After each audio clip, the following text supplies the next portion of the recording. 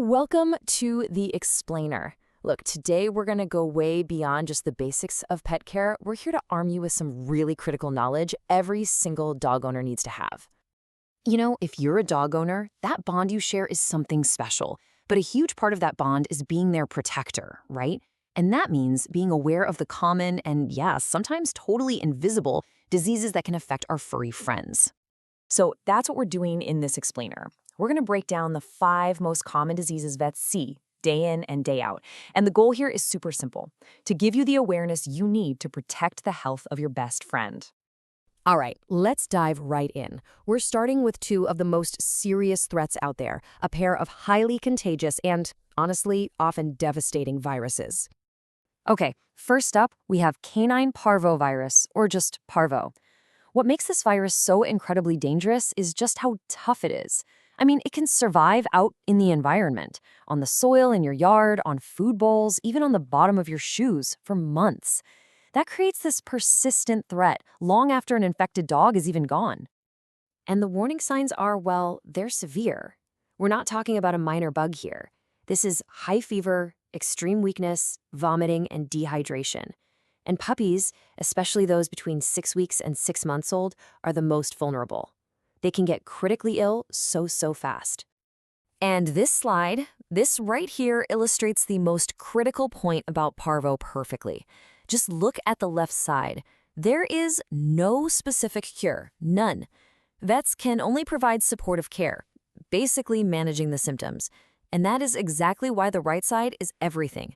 Prevention through a proper vaccination schedule is truly the only real defense you have. All right, next on our list is canine distemper. It's just as contagious as parvo, but it spreads in a totally different way.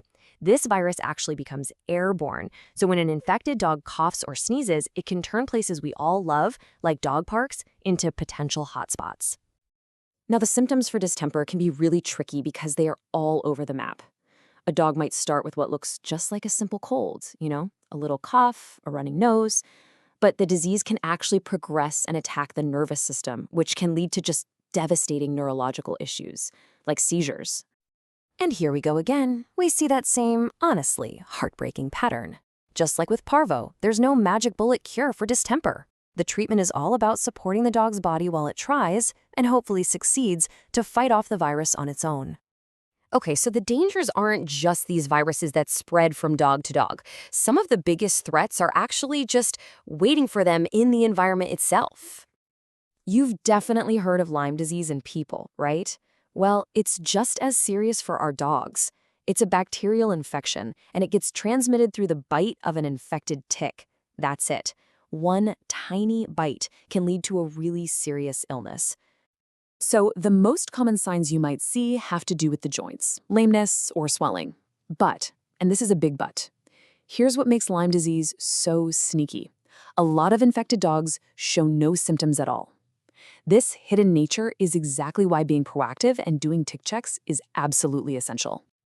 Okay, another bacterial threat that's just kind of lurking in the environment is leptospirosis. This one isn't about ticks. Instead, you'll find it in standing water, like puddles, or in soil that's been contaminated by the urine of infected wildlife. Think raccoons, rodents, that kind of thing. What really makes lepto dangerous is that its symptoms, fever, vomiting, just being tired, can be so easily mistaken for something way less serious.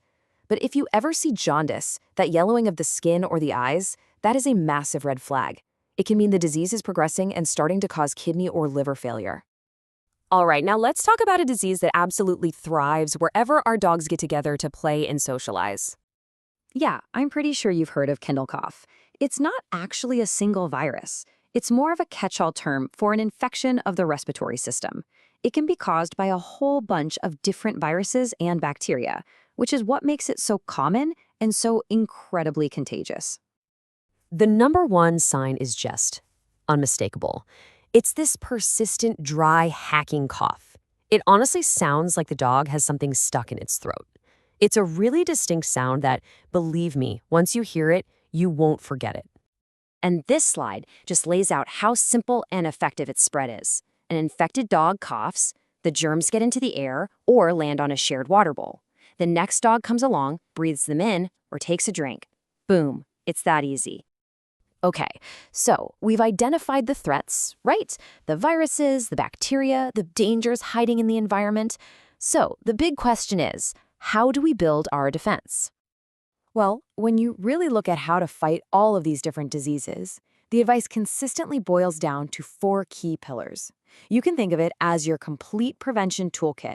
Every dog owner should have this. So let's break down this toolkit. Pillar 1, vaccination. This is your single most powerful weapon against most of these diseases, period. Second, hygiene. Simple stuff like cleaning bowls and toys disrupts how these things spread. Third, vigilance. We're talking daily tick checks to stop Lyme before it even starts. And finally, avoidance. Just being smart and steering clear of risky areas like standing water or places where you know there's an outbreak.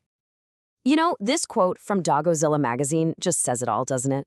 Prevention isn't just one thing. It's this combination of actions, vaccination, hygiene, and just minimizing exposure that all work together to create a powerful shield for your dog. And please remember, you are not in this fight alone. This knowledge we're sharing today is designed to make you an empowered, proactive partner with your veterinarian. Your vet is your greatest asset in creating a prevention plan that's absolutely perfect for your dog's lifestyle and even where you live. Look, at the end of the day, this knowledge isn't about being scared. It's about being empowered. It's about making sure that best friend who's waiting for you by the door gets to live the longest, happiest, and healthiest life possible. You are their number one defender. So the real question isn't if you're ready, but what's the first step you're going to take today?